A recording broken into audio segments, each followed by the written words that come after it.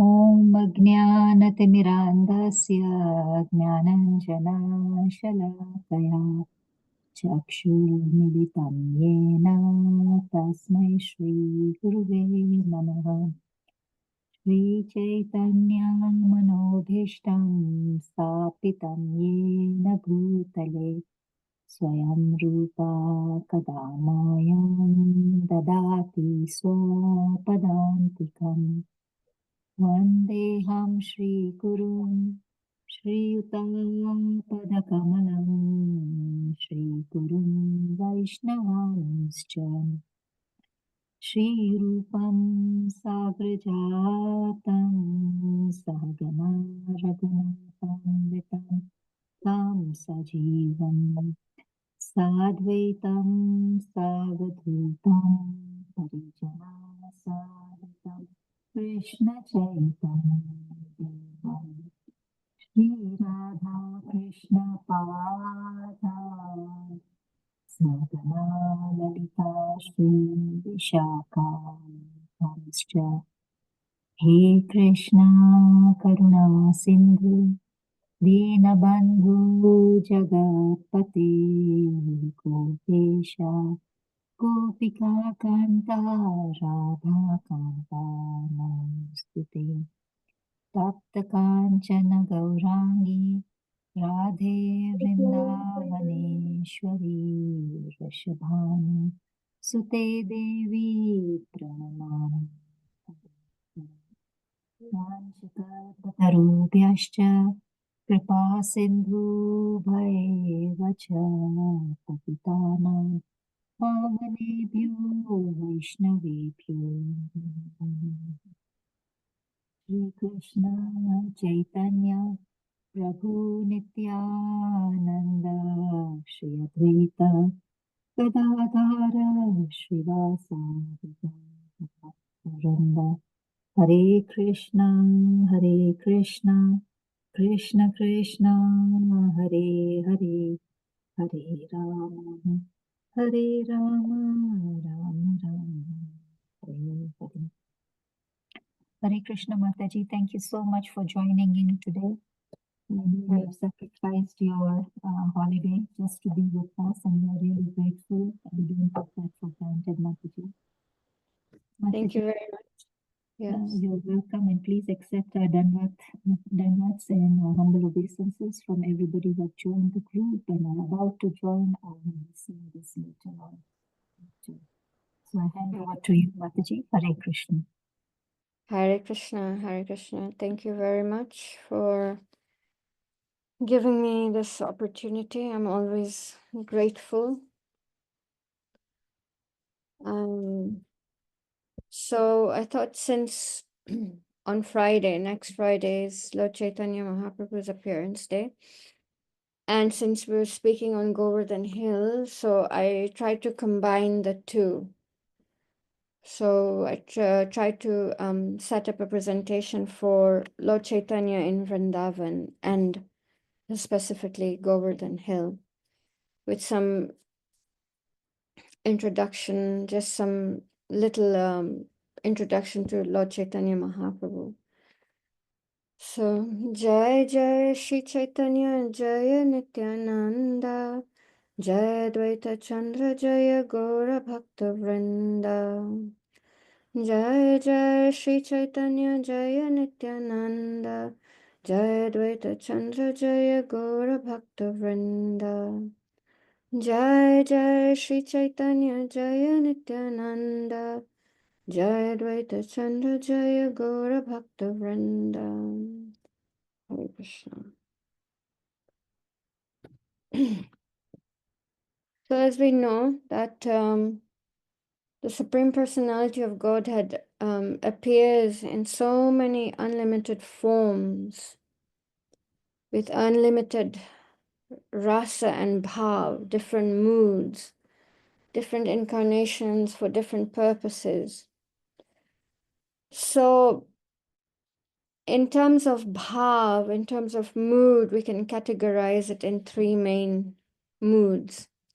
There's Ashwariya, Madhurya, and Odarya.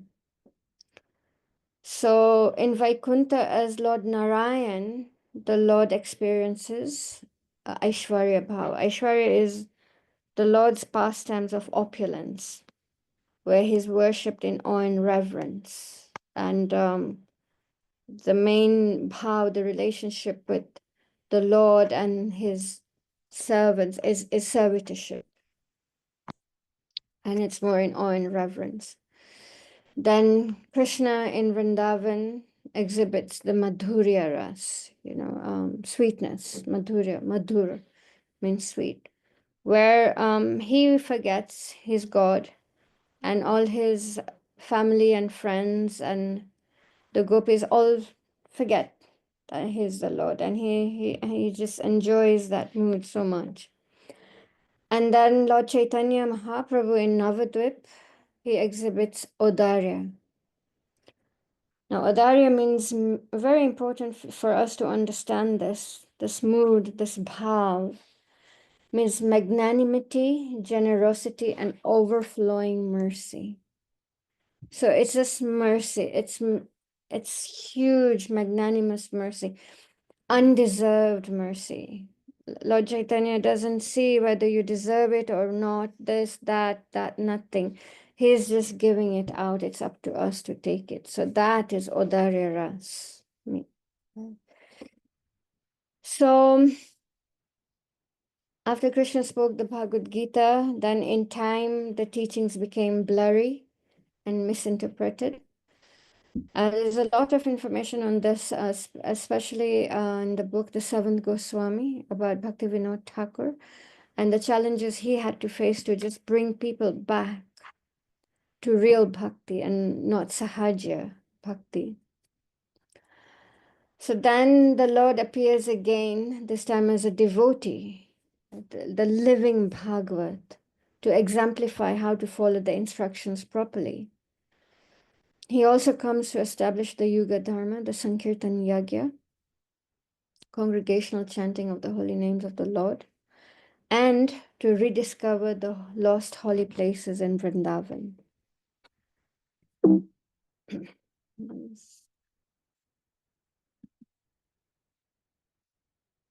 So he was born in Nadia, Navadvip, Mayapur, 1486, 18th February. It was an eclipse of the moon.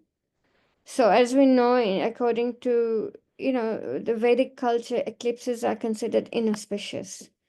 The energy from an eclipse is actually considered very inauspicious. We're not to see, not to engage with that energy too much. It's better to fast.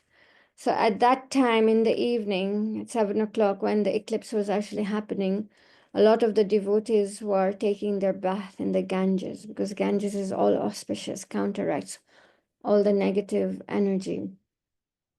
And as the eclipse was happening and they're in the Ganges and they're chanting and screaming, Haribol, Haribol.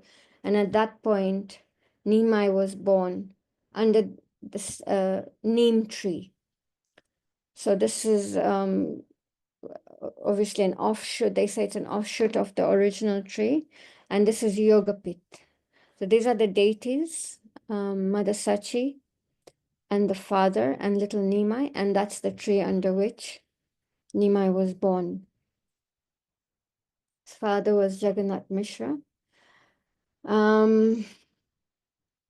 So most of the contemporary biographers recount certain anecdotes of Sri Chaitanya Mahaprabhu's early pastimes or early miracles, and we've heard that when he was a young child, he would cry a lot, and the only thing that would stop his crying is if the ladies came and chanted Hari Bol or Hare Krishna. That would be the only thing that would stop him from crying. And then as he grew up, one time he started eating clay, and the Mother Sachi was like, no, you eat sweetmeats, you eat rasgulla, you don't eat mud, don't eat clay. And Chaitanya Mahaprabhu is like, what is the difference? even the sweet, even milk has, ultimately it has come from mud, it's come from clay. The grass that the cows eat, from which the milk is produced, from which you make the milk sweets, is coming from earth. So why can't I just eat earth? So the mother nicely explains that every article in a special state is adapted to a special use. Earth, while in the state of a jug, could be used as a water pot, but in the state of a brick, such a use would not be possible. So then she explains that, so clay in the form of sweetmeats was usable as food, but clay directly cannot be used as food. And Chaitanya Mahaprabhu was convinced, and he admitted his stupidity in eating clay. And then we've heard of this nice little famous pastime. They welcomed a Brahmana to their house.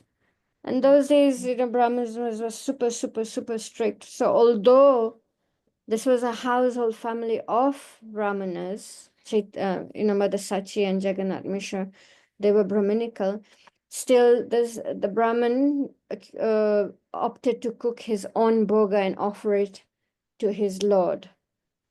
So in the evening, he cooked his meal and he offers it to the Lord. His eyes are closed, and Nimai comes and eats the offering. And what palava, drama, hangama. Oh my God! Oh, I'm so sorry. Oh my goodness, aparad ho gaya. This. Sorry, sorry, sorry. Please, please, please cook again. So the Brahmin is like, okay, no problem, no problem. I'll cook again. So they make sure that Nimai is inside another chamber in the room. He's engaged. The Brahmin is cooking, and again through the energy, the covering of Yogamaya. The second time the Brahmana does the offering, same with his eyes closed, and when he opens his eyes, he sees little Nimai eating the offering. And again, same drama. Oh, so sorry. Oh my God. Oh my God. We're offensive. We're going to go to hell. We're so, so sorry. And the Brahmana is like, look, it's late. It is okay. I will fast. I'll fast today. No problem. No problem. And they're like, no, no, please, please, please, please, please, one more time. Yes. And Hello. so this time they make sure they've taken him to the room. The doors are locked. They're standing outside the room, making sure that he doesn't come out again. And now it's quite late, so the Brahmana, okay, cooks a third time. And the third time he's doing his offering, and he opens his eyes and there's Nimai, eating the offering. And then at this point, he's so flustered. The Brahmana is so flustered, and by now everybody is asleep. So it's only Nimai and the Brahmana. And so Nimai finally goes that you are calling me, you are inviting me, you're praying to me, you're begging me to come and accept the offering. And when I come and accept the offering, then it's all drama, why? And then Nimai exhibits, his Vishnu form and gives the Brahmana darshan, and the Brahmana is in absolute ecstasy.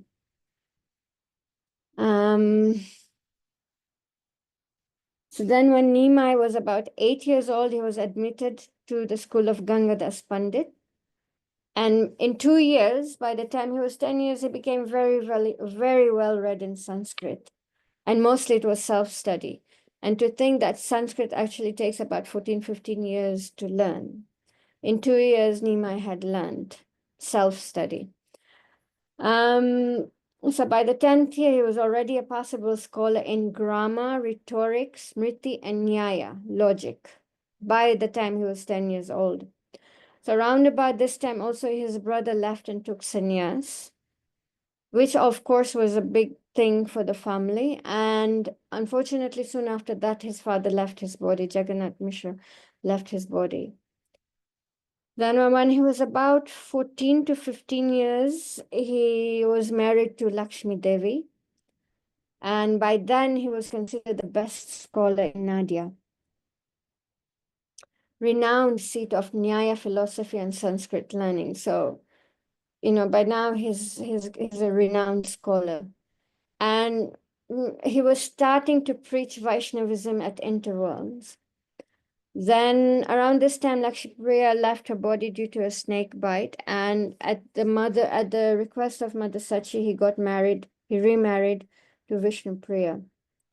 And by now he was renowned as the best Pandit in Nadia. So Keshav Kashmiri, he was like one of the biggest scholars in India, and he would go around winning his position. He would go around every city, every village, and he would contest the best scholar in that village, and he would always come out victorious. So him and little Nima is still just young, and they had this contest, and that's a pastime in and of itself. And Nima actually completely defeated him. So now Nimai Pandit was the most important Pandit of the times. By the time then he was 16, 17, he arrived at Gaya and he took initiation from Ishwarapuri, who we have seen from the previous slideshow that he was a disciple of Madhavendra Puri. So now when he returned to Nadia, he was more of a preacher than a scholar. He was no more a contending a Naika or a wrangling Smarta and a criticizing rhetoric. He wasn't a rhetoric anymore. He swooned at the name of Krishna and behaved as an inspired man under the influence of his religious sentiment. It has been described by Murari Gupta, an eyewitness, that he showed his heavenly powers in the house of Shiva's Pandit, in the presence of hundreds of his followers who were mostly well-read scholars. So then this is where now the Sankirtan mission actually began. Shiva's Angan at the house of Shiva's Pandit. He opened a nocturnal school. So initially Lord Chaitanya Mahaprabhu and his intimate disciples, intimate associates would get together and they would have this amazing kirtans at night, ecstatic kirtans at night. At this point, also Lord Nityananda had joined him. So this is the first picture is showing the kirtan, and then the second picture is showing today at Shiva's Angan. There is this temple with all Chaitanya Mahaprabhu and Lord Nityananda and all the associates doing kirtan.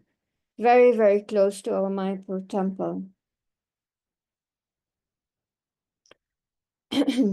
So his first mandate is that he issued Nita and Haridas instruction to go and preach, to knock at every door and to beg the people, to beg the householders to sing and chant the holy names of the Lord and lead a holy life. And then every evening he would ask them to give him a report of their preaching. So this, when we say he came to inaugurate the Sankirtan mission, this here, right here at Shiva Sangan, was the beginning of the Sankirtan mission. And first it was very private, very nocturnal. Only his personal associates, intimate associates were allowed. At this point, when Nityananda Prabhu and Haridas Thakur would go preaching, we know the pastime where they met Jagai and Madai, and the whole pastime ensued. By now, so he was about 23 years old. He was not only just preaching in Nadia, but he was preaching in all the villages nearby. So at this point is when the first, then they were so overwhelmed in ecstasy that now they had to take the Sankirtan and Harinam outdoors on the streets of Nadia. And it just created a complete sensation, because the whole of Nadia, everybody was just scholarly.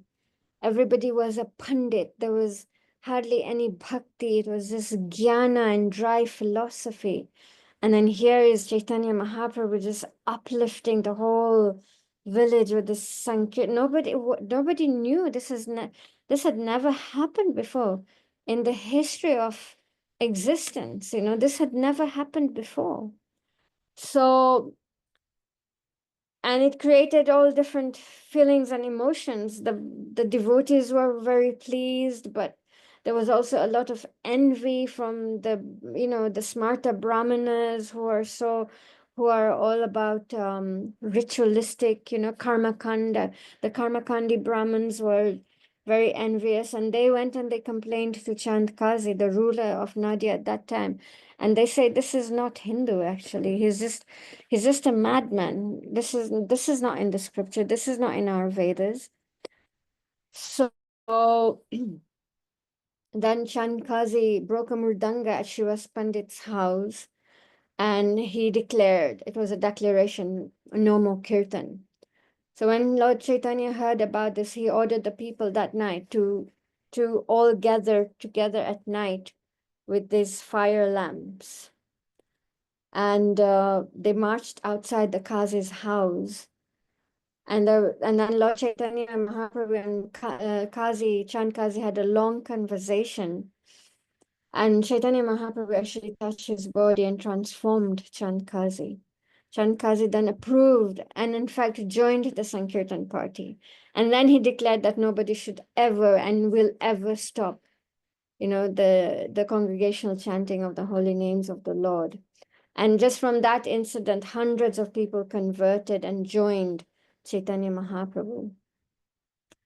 So, but there was still a lot of resistance. The Smarta Brahmanas, the caste Brahmanas, the Gyanis, the Advaitavadis, there was still a lot of resistance, a lot of envy.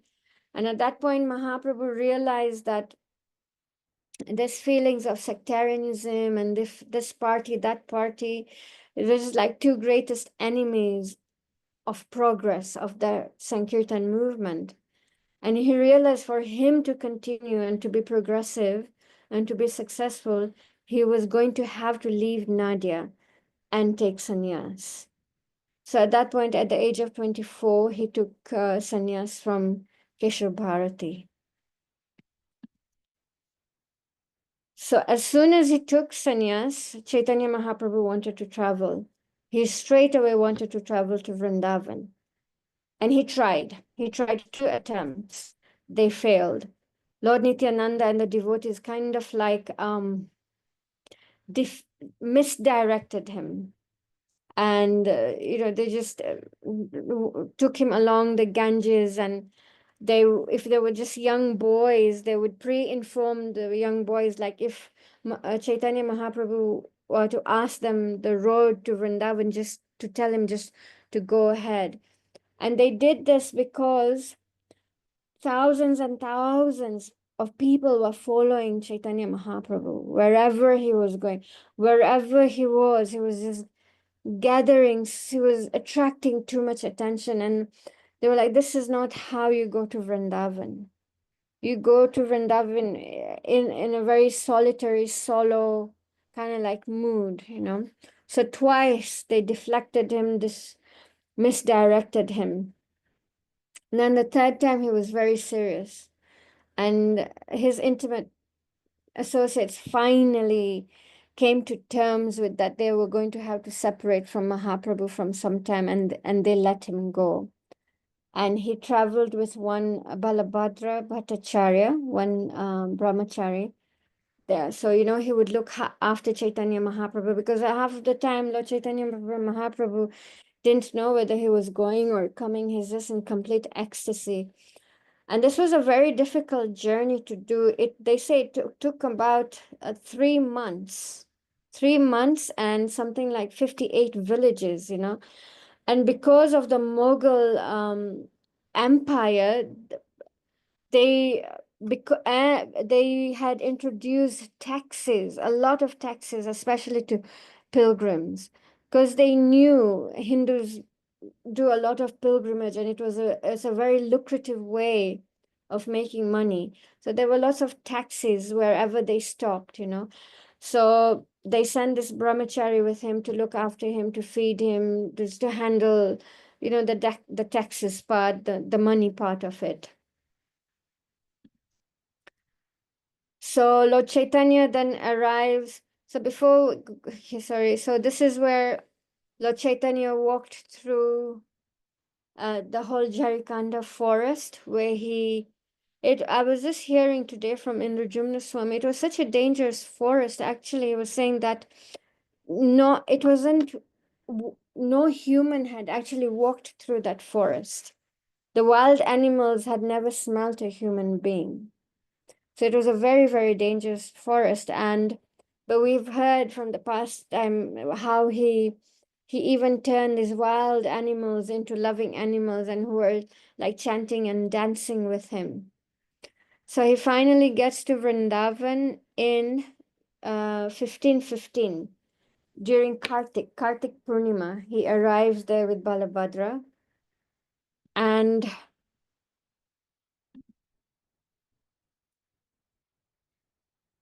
so according to Chaitanya, I've followed the chronological order of Chaitanya Charitamrita. Other books, other classes give the order a bit differently, but I decided just to stick to Chaitanya Charitamrita. So first, when he sees Govardhan Hill, Chaitanya Mahaprabhu runs over to a large rock, and knowing that every single stone, every single rock there was Krishna's body, none different from Krishna. He was just in complete ecstasy, and he runs over to a rock and he embraces it and he just cries and cries in ecstasy. And this is a nice verse from Chaitanya Charitamrita, Madhya 1816. Govardhana dekhi Prabhu hoila dandavat, ekashila alingiya hoila umata.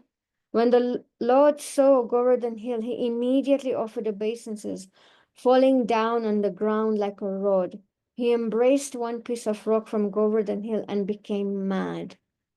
So it is documented that this was at Kusum Sarovar, the first pastime place that we started the slideshow with, where devotees start the parikrama with at Kusum Sarovar. And I also recited this verse from the Srimad Bhagavatam, which was actually recited by Srimati Radharani, that of all the devotees, this Govardhan Hill is the best. Haridasa Varya. Oh, my friends, this hill supplies Krishna and Balaram, as well as their cows and cowherd friends with all kinds of necessities, water for drinking, very soft grass, fruits, flowers, and vegetables. In this way, the hill offers respect to the Lord. Being touched by the lotus feet of Krishna and Balaram, Govardhan Hill appears very jubilant. So this is the 10th canto, chapter 21, text 18. 10, 21, 18. Then Lord Chaitanya, he bathed at Manasi Ganga and took darshan of Haridev. If you can recall, we saw this in the previous slides. This is very close to Manasi Ganga. So from Manasi Ganga, then it's just like a little hill. And that's the entrance of the Haridev temple, and that's the deity, Srinathji, lifting Govardhan Hill, Gopal lifting Govardhan Hill. So here in this temple, out of separation, the Lord danced and chanted, again, just in ecstasy like a madman. And the local people were so astonished to see this beautiful, effulgent sannyasi again dancing and chanting like this. It was a spectacular scene. And they joined with the dancing and chanting. And whenever I go in, it's like a long hallway. And I always feel that the walls of this temple are still reverberating the kirtan of Lord Chaitanya. The energy is just something else in this temple.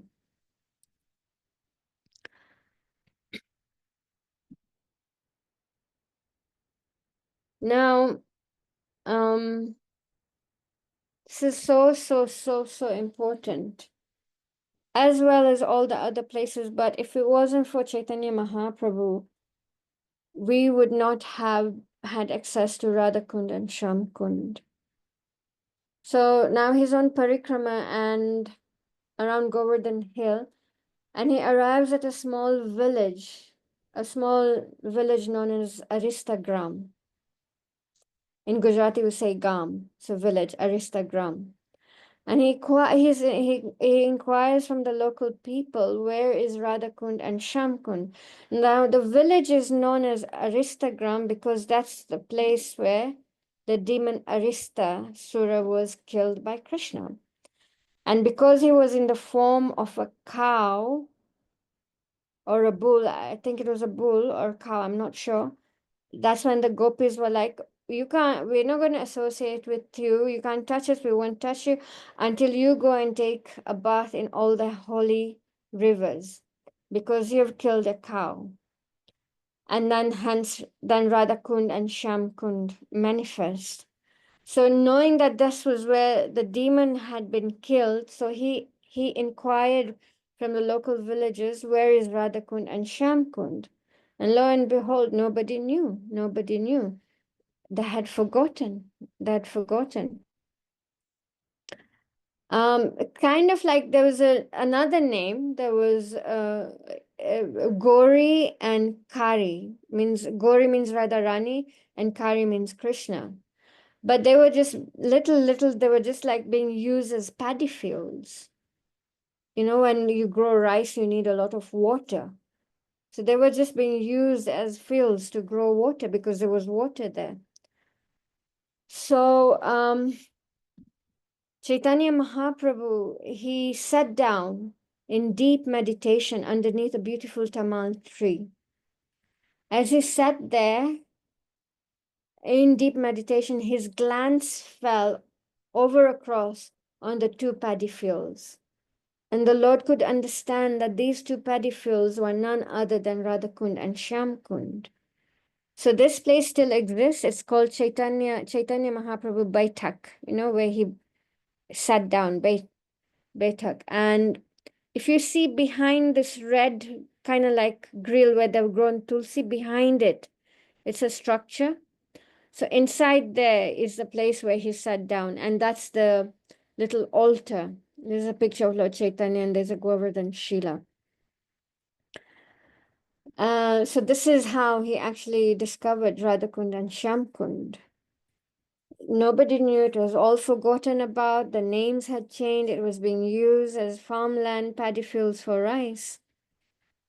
So we're, ever so fortunate that Chaitanya Mahaprabhu made this discovery. And then in his ecstasy, he suddenly ran into those paddy fields. And although there was hardly any water, but he took his bath and he took clay from the paddy field and he, put it on different parts of his body. And the Lord absolutely danced in ecstasy while chanting the holy names of the Lord. So then, on his way, now after he finished the Vrindavan tour, on his way back, when he met Sanatan Goswami at Ramakeli, and he instructed Sanatan Goswami, I think, for almost 1 month or 3 months, something like I'm forgetting the details now. And one of the instructions was that go and excavate the holy places of Vrindavan, write books, and install deities, So then Sanatan Goswami and the 6 Goswamis came and they made them official kunds. Yeah. So now a very strong link obviously between Chaitanya Mahaprabhu, Madhavendra Puri and Ishwara Puri, right? So Chaitanya Mahaprabhu is a disciple of Ishwara Puri and Ishwara Puri is a disciple of Madhavendra Puri. And we have just heard the pastime of Madhavendra Puri installing Gopalji on top of the hill, finding him from the bushes and installing him on top of the hill. Now Chaitanya Mahaprabhu is in Vrindavan in Govardhan, so he has this extreme intense desire to take darshan of Srinathji, who was so dear to his grand spiritual master, who had shared so many pastimes with. At the same time, he knew that Govardhan Hill, the rocks are completely non-different. They're the body of Krishna. So there's no way he was going to step on top of the rocks and go to the temple on top. So at that time, this area where the temple is called Anakut Gram. This is where the Anakut ceremony took place. So as eager Lord Chaitanya was to take darshan of Gopalji, equally Gopalji was, wanting to give darshan to Lord Chaitanya Mahaprabhu. So so he just planned out this whole pastime, Gopalji. They heard a rumor that the Turkish Mughals were coming to Vrindavan again to attack all the temples and the deities in Vrindavan. So very, very quickly, Shinaji was brought down and hidden at the house of a devotee in a village called Gantuli. And this is at Govardhan, where he was being worshipped very secretly. So now he's come down, so Lord Chaitanya can go and take darshan. So for 3 full days, Lord Chaitanya took darshan with his whole heart. He sat and he chanted and he danced there. And then on the 4th day, so then okay, so no Turkish Mughals are coming, nothing is happening. So on the 4th day, the Lord walked with Gopalji until Govardhan Hill, and they danced, and he was with the deity until he was taken back to the temple on top of the hill. So this is the way of Lord Gopal with his pure devotees. And Shinaji did the same with Rupa Goswami. Same. Again, there was a rumor that the Muslims are coming to attack again. So this time Shinaji was taken to Mathura at somebody's house for a whole month. And all the Goswamis, Rupa Goswami, Raghunath Das Goswami, Raghunath Bhatt Goswami, I think also Sanatan Goswami, they all went to Mathura for a month. And for a month, every day, they had darshan of Gopalji. So this is Madhavendra Puri installing Gopalji. And this is such a beautiful picture of Srinathji. So beautiful. Then, so after doing the Govardhan Parikrama, and there are lots of other places, it was too much it's already, wow. It was too much in this slideshow to put it all there, but he went to lots of other places that obviously I've missed out, lots of other places probably that have not been documented. But after Govardhan Parikrama, then he goes to visit the 12 forests of Vrindavan. Kamyavan, you can see in the map, this is a nice map of the 12 forests of Vrindavan. Kamyavan, this is on the western side. Madhuvan, Talavan, western side of the Yamuna River. Kamudvan, Bhadravan, Vrindavan, Kedarvan. Then on the eastern side, he went Bhadravan, Bandirvan, Belvan, Lohavan, Mahavan. Mahavan, this is where Gokul is. And he saw Krishna's early pastimes. And then from Gokul, he went to Mathura. And he stayed at the house of a Brahmin known as Sanodia. Then at Mathura, he bathed in Vishram Ghat.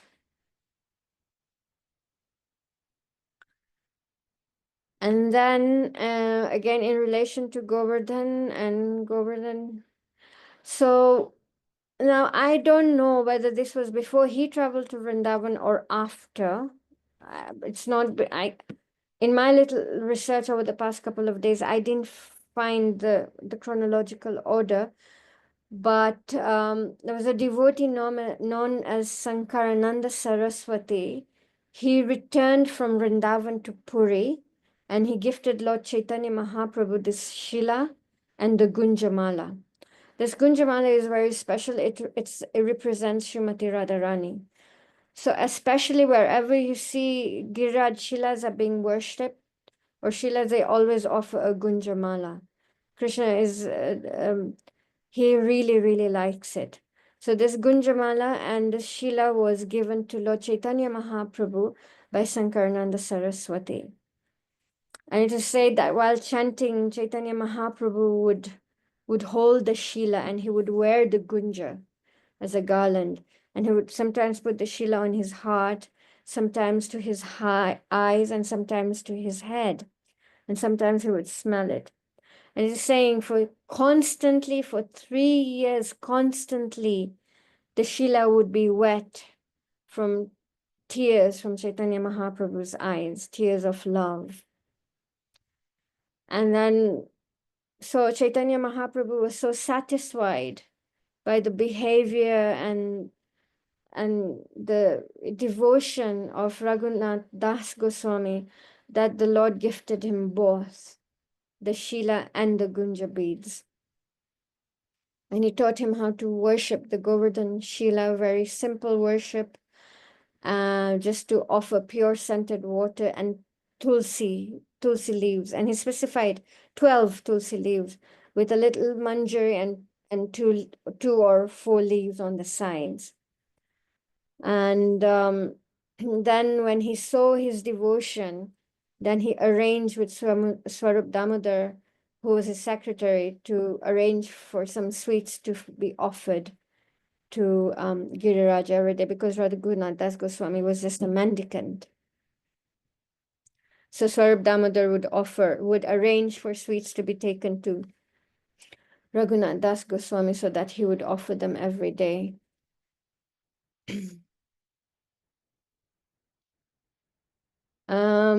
We also know it's the same thing he did. Sanatan Goswami, almost till the age of 87 years, he was still doing Govardhan Parikrama every single day. He was so old, it was his vow. And not only that, how many obeisances he offered. And then Krishna came to him and Krishna said, you don't have to do this anymore. You're too old. And Sanatan Goswami said, this is my vow. I cannot stay without doing this. And at that point, Krishna stands on top of a Govardhan Shila and he starts playing his flute. And because of the sweet sound of the flute, the Shila starts melting and his feet become, what's the word, on the Shila. And also his his flute. So there's his footprints get imprinted on the Shila, the flute.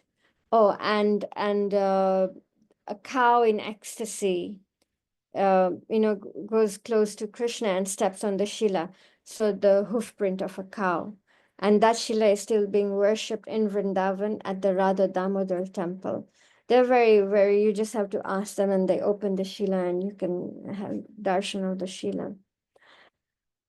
So he told him, you just have to circumambulate around this Shila 7 times, and that's as good as doing Govardhan Parikrama. Okay, so on his way back, he met Rupa Goswami not at Ramakeli, but in Allahabad, and he instructed him on the science of devotional service and instructed him to excavate all the holy places in Vrindavan and write books. So is there anything else? Yeah, okay. So this is my little presentation on Lord Chaitanya Mahaprabhu in Vrindavan and specifically Govardhan Hill. I found there's a lot of material scattered like everywhere. It would have, if I were to do a proper chronological, it would take a lot of time. So yeah, and obviously this week is also the same day is Holi, but in Vrindavan it's a very, very, very big festival. They start Holi almost 10 days before. And it's got a very, very spiritual significance. Every temple is there, like they offer all these colors and paints and the gun to the deities because it was actually a very spiritual pastime. So in Vrindavan, it is a very, very, very big thing, very big thing. So that's why the slideshow had splashes of Holi. So I'll end my presentation here. If there are any comments, any questions, any corrections, please feel free.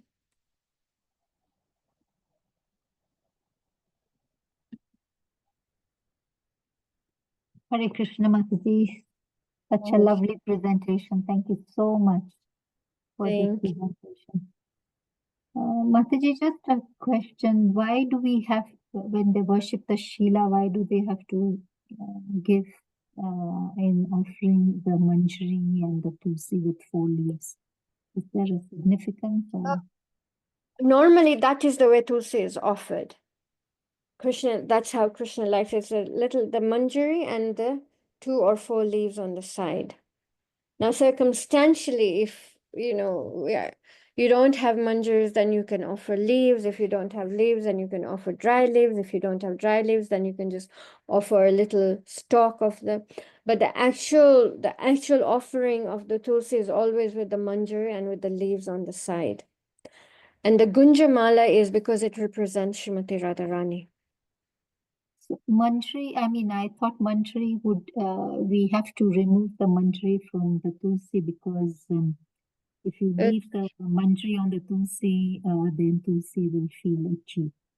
Yeah. Okay, so yeah, when they're very long, then you have to remove them because it actually, the scientific whatever is that all the food and everything is going on the flower and the leaves then shrivel. Actually, if you leave it for very long, Tulsi will probably even leave her body.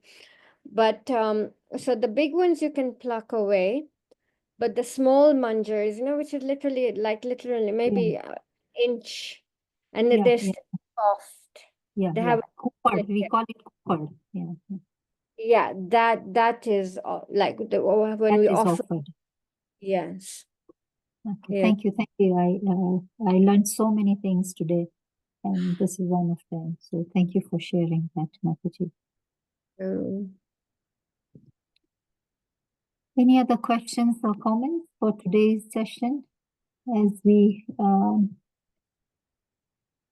get ready for Purnima, clearing our consciousness and soaking ourselves. I remember last year we were in Vrindavan at this time, and it was oh, bhavya. It so was you bhavya. experienced Holi in Vrindavan? Yes, yes, yes, yes, yes, Wow. yes, yes, yes. We were, A yes. bit crazy, right? Yeah, it was crazy, but a lovely experience. Yeah, yeah, yeah. Yeah. We went on a retreat with Keshav Maharaj, Oh, and yes, it yes. was fantastic. It was just fantastic. Yeah, yeah, yeah.